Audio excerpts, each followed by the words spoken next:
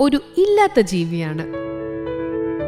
നീണ്ടു വെളുത്ത താടിയും കൂർത്തു ചുവന്ന തൊപ്പിയും കുഞ്ഞു ശരീരമുള്ള ഭൂതങ്ങൾ. ഭൂമിക്കടിയിലാണ് താമസം.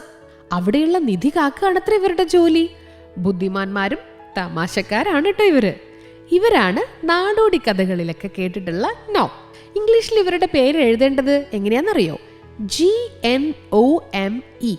രസകരമായ ഈ പേര് എങ്ങനെയാ വന്നതെന്ന് അറിയണ്ടേ? നോസിസ് എന്ന ഗ്രീക്ക് വാക്കിൽ നിന്നോ നോമസ് എന്ന ലാറ്റിൻ വാക്കിൽ നിന്നോ ആകാം നോം എന്ന വാക്കുണ്ടായത്.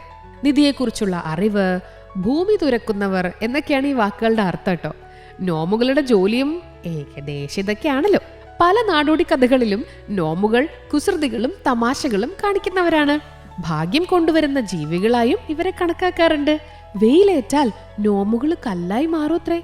ചില നാടുകളിലെ വിശ്വാസം അത്. വലിപ്പം കുറവാണെങ്കിലും നോമുകൾക്ക് മനുഷ്യരെക്കാൾ പല മടങ്ങ് ശക്തിയുണ്ടെന്ന് കഥകളുണ്ട്. അതിവേഗം ഓടാനും ഇവർക്ക് അറിയാത്രേ. യൂറോപ്യൻ നാടോടി കഥകളിലാണ് നോമിനെ കാണാം, പ്രധാനമായും ജർമ്മൻ, ഫ്രഞ്ച് കഥകളിൽ. ഈ നോമുകളിൽ പലതരക്കാരുണ്ട്. പൂന്തോട്ടത്തിൽ താമസിക്കുന്ന ഒരു കൂട്ടര്, വനത്തിൽ താമസിക്കുന്നവര്, വെള്ളത്തിൽ താമസിക്കാൻ പറ്റുന്നവര്, പർവ്വതത്തിൽ താമസിക്കുന്നവര്, അങ്ങനെ പലതരം. സാഹിത്യത്തിലും സിനിമയിലും വീഡിയോ ഗെയിമുകളിലുമെല്ലാം നോമുകളുണ്ട്.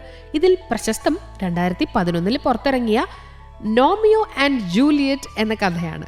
വില്യം ഷേക്സ്പിയറിന്റെ പ്രശസ്തമായ കൃതിയാണല്ലോ റോമിയോ ആൻഡ് ജൂലിയറ്റ്. ഇതിനെ ഓർമ്മിപ്പിക്കുന്ന തരത്തിൽ എടുത്തൊരു കോമഡി സിനിമയാണ് നോമിയോ ആൻഡ് ജൂലിയറ്റ്.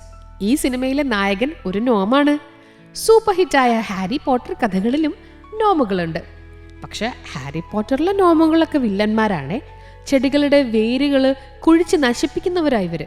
ഉരുളക്കിഴങ്ങിന് കയ്യും കാലും വെച്ചതുപോലെ രൂപമുള്ള ഇവര് മന്ത്രവാദികളുടെയും മന്ത്രവാദിനികളുടെയും പൂന്തോട്ടത്തിലാ താമസം.